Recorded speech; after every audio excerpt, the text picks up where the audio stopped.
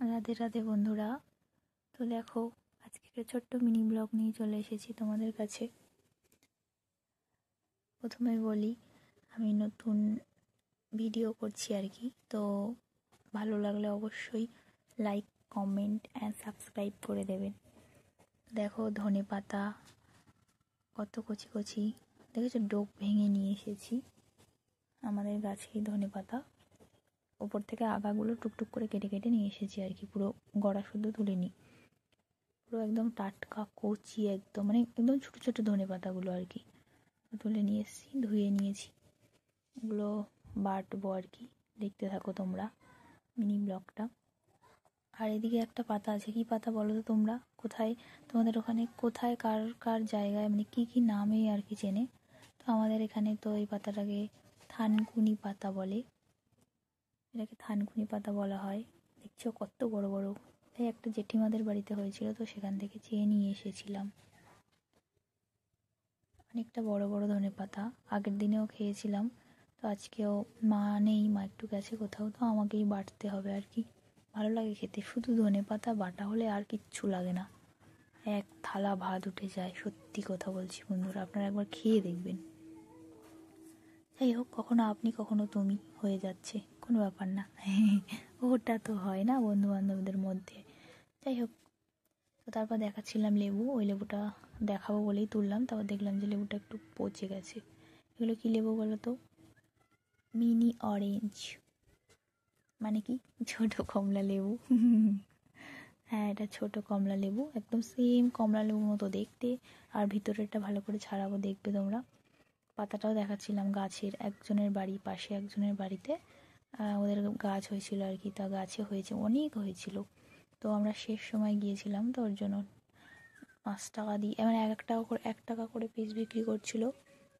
তো আমার পিসি গেছিলো বলে তাই একটু বেশি দিয়েছে, মানে অনেকগুলোই দিয়েছিল, 10-12টা মতো দিয়েছিল হবে হয়তো, আমি গুনিনি। তো যাই হোক, বেশি দিয়েছে। তার মধ্যে ওই কটা পড়ে রয়েছে, তো খাওয়া হয় না। ভীষণ টক, ভীষণ টক, মানে ভীষণ বলতে টক মোটামুটি। তবে মানে বেশি অরেঞ্জ কালারগুলো, মানে যেগুলো হলুদগুলো হয়ে গেছে কমলা কালারের, সেগুলো কিন্তু একটু কমই টক লাগছিল আমার, কারণ আমরা একটু বেশি টক খাই না। যাই হোক, সবার তো আর সমান মুখের টেস্ট নয়।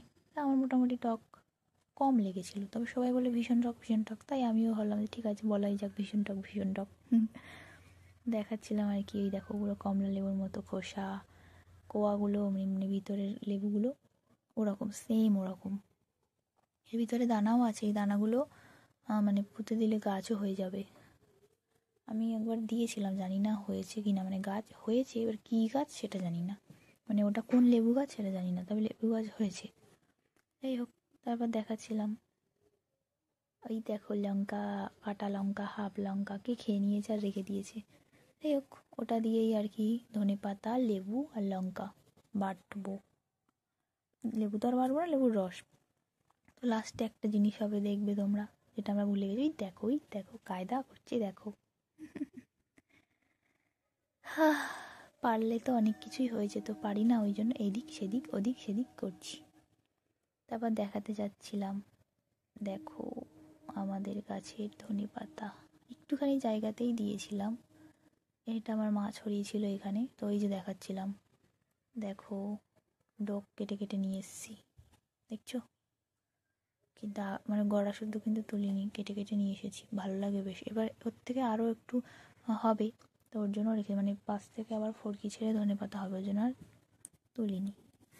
তারপর কিছু চারা ছিল, সেটাই তোমাদের সাথে দেখাচ্ছিলাম, পরে দেখাবো বড় হলে। তারপর আমি স্নান টান করে পুজো টুজো দিয়ে, বাবাকে ভাত দিয়ে, রাধেকে খাইয়ে, তারপর আমি খেতে বসেছিলাম।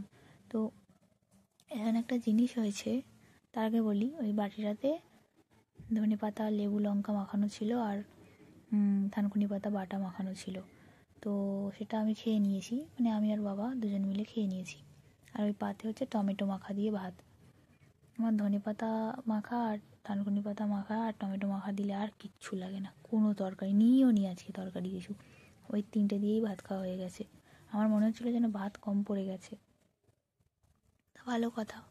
তারপরে কথাটা এটাই হচ্ছে যে আমি তোমাদের সাথে শেয়ার করবো বলে শিল নোড়াটা দেখালাম না, তো এই শিল নোড়াতেই আমি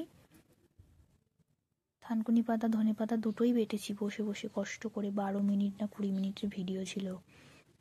সেই ভিডিওটা এখন এডিট করতে বসে দেখি নেই, হাওয়া কোথায় চলে গেল। আমি ওটা সেভ করেছি, মানে জানি না কোথায় চলে গেল ভিডিওটা। রাগ যা উঠছে না কি বলবো, কি আর করা যাবে, রাগ উঠলে তো আর ফিরিয়ে আনতে পারবো না না ভিডিওটাকে। যাই হোক, আমার ভাতটা প্রায় খাওয়া শেষ হয়ে গেল, তারপর মনে পড়লো ভিডিও করব। আসলে ওটা খুঁজছিলাম বসে বসে, দেখছিলাম নেই, আর ঠিক আছে কোনো ব্যাপার না, খাওয়ার ভিডিওটা করে দিই। আসলে গরিব মানুষ তো, বাড়িটা মানে ব্যাকগ্রাউন্ডটা ঠিকঠাক নেই, তো কেউ কিছু মনে করো না প্লিজ, দয়া করে প্লিজ আমার ভিডিওটা একটু দেখো আর সাপোর্ট করো আমাকে।